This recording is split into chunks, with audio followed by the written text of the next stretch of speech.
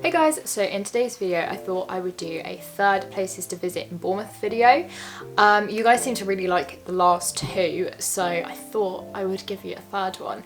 As the last one I filmed, I think I filmed at the end of my second year, so it only seemed fitting to film the third one at the end of my third year. I have a list of about 20 places here of food places to go, so like restaurants and cafes, experiences, and also just like general places that you can go look around them. So first I'm going to go through some of the food places. So this is cafes and restaurants. Buffalo has really good nightlife. I think student nights are like Tuesdays and Thursdays. I tried their Werther's original vodka, which is kind of weird. I want to try their Marmite vodka as well. Then Flamingo I went to for a dinner date with my boyfriend. I really like the interior design. I also really like the kind of food that they make there. So I had these beautiful like chicken tacos and chips. They were so good. I go to the toilets, they played David Attenborough. I was like, where is this voice coming from? And then I realised it was David Attenborough, and he's just like playing through the speakers when you go to the toilet. So very bizarre. Bellagio's on Winton High Street is also really good. Portion sizes, like the pizza I had was so big.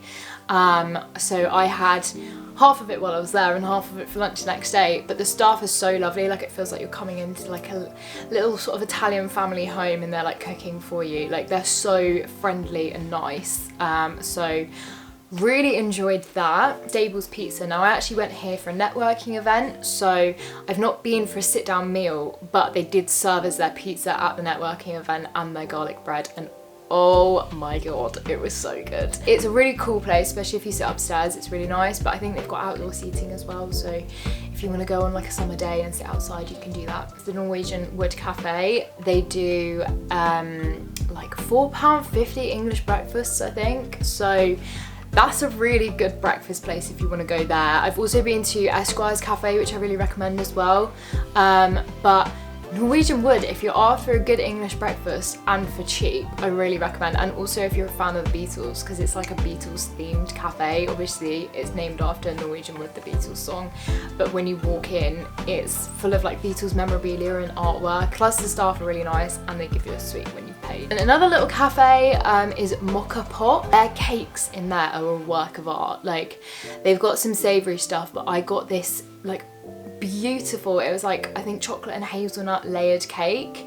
The cakes are a bit more pricey in there, but like for what you're buying it's so completely worth it. Like I can justify spending a £5 on a cake if it looks the way it did, and it tasted unreal as well. If you don't want to go clubbing and you just want to go out for drinks, I really recommend Peachy Queen. If you want to go for a very picturesque, Instagrammable set of drinks, I would go Peachy Queen. Now I want to speak about a couple places that you can go to. So the first is Christchurch. If you've not been, it's like £4 on the train or something from Bournemouth. It's really cheap. So many cute little cafes as well there. There's lots of pubs. There was like castle ruins and stuff. So if you're a bit of a history buff, there's also that there. There are some proper bargains in the charity shops as well. So if you like charity shopping, I'd definitely go to Christchurch. A little bit further out, there's this vintage emporium. And it's just got the world's most random set of bric-a-brac, but I got some really cool things. If you love vintage shopping and just having a little bit of a wander around, there was something in there for everyone. I've also gone to Swanage. So one of my housemates actually biked there, so if you don't have a car you can bike. If that's not your cup of tea, you can also get the bus over, or you can drive. I really enjoyed it. We went to, I think it was called Harley's Fish and Chips while we were there, which was really nice. I actually ended up leaving my bag there with my Polaroid camera in it, and then we went back the next day and the staff were really nice and they'd kept it behind the till, so the staff are really lovely in there as well. But if you're up for a little bit more of an adventure in Swanage, you can go over to Winspit Quarry, which is where they filmed one of the old Tom Baker Doctor Who episodes. A little bit of something for everyone. If you want to see a little bit of like TV stuff, there's that. But also if you just want to have like a look at these big rocks, it's very cool. And now for my final sort of set of recommendations are kind of like things to do and experiences, I guess, rather than like places to go. So the first place that I am going to recommend is Bowl Central. It says in the name it's a bowling place, but it's also an arcade, and it's one of those arcades that has the little paper tickets, and it's so cute. The dance pavilion like dance lessons. I had no idea they offered dance lessons just to the public. I thought you had to be a member or something.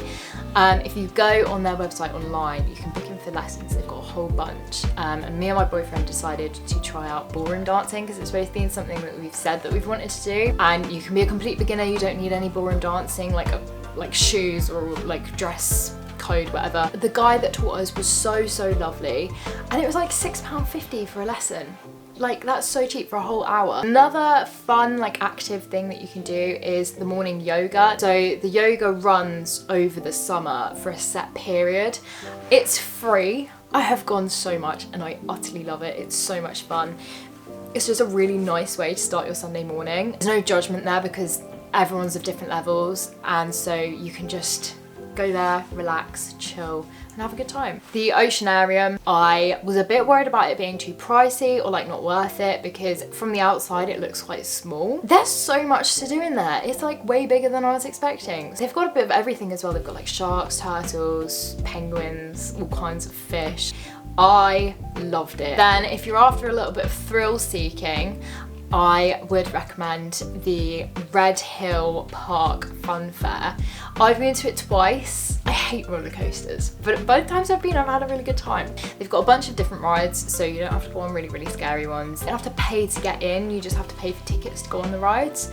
I think it's like £2 a ticket or something, and like most rides are only one ticket. I'd also recommend going to Splashdown. It's just this like crazy water park full of like so many different slides. I think there was like, I want to say 12. There may have been a couple more than 12, but there's a lot. Another fun place that you can go to is the Upside Down House. I don't know how much longer this is going to stay for, but it's over by the pavilion. It's such a weird experience. It says on the door that like it may cause motion sickness, and I was like, no way, there's no way. It's just like an upside, like everything's upside down. It's not going to make me feel motion sick. It did. I didn't feel horrendous, but it was just one of them where I was like, I think I need to sit down after that. Ice rink at Christmas as well. I'm sure it goes without saying. It's so much fun. When you come out of the ice rink, you can go to the Alpine Lodge and have a drink. If it's a bit of shopping you're after, I'd recommend going over to some of the vintage kilo sales. Pre-loved Kilo do a bunch of events in Church, which is over by most of the student accommodation, so it's very accessible. I have been every single year that I've been at uni. I just love it. Like, I've got so many really cool pieces of clothing from there. There's so much there. I can guarantee you will find something and you will end up spending money. Now, I'd also recommend going over to the Cat Cafe. I would have recommended this in like the food and drinks section of this video, but I didn't really go there for the food and drink. I went there for the cats. The coffee I had there was really nice. I think they do like nachos and stuff like that. So they've got really cool things on the menu. You're going there, you're probably going there for the cats. And they have so many cats. They had way more than I was expecting. Like, they roam around a lot more than I was expecting too. Don't worry, you will get your fill of cats. And then finally, last but not least, it was actually the last thing that I did in Bournemouth. Was the Russell Coates Museum. It is beautiful. I wish I could have, I probably could have spent almost the whole day there because they have a cafe, so I would have loved to have had lunch on the balcony. The story behind the house is really beautiful, and the things in the house and the house itself, just all of it is so beautiful. The view from the museum is really nice as well, so all in all, 10 out of 10 would recommend. That's all I have for you regarding my recommendations. I hope you found this useful. I hope it's given you a bit of inspiration on where else to explore in Bournemouth. Please let me know if you check out any of these places, and let me know if you've got any more recommendations down in the comments. I hope you enjoyed this video, and I'll see you in my next one. Bye!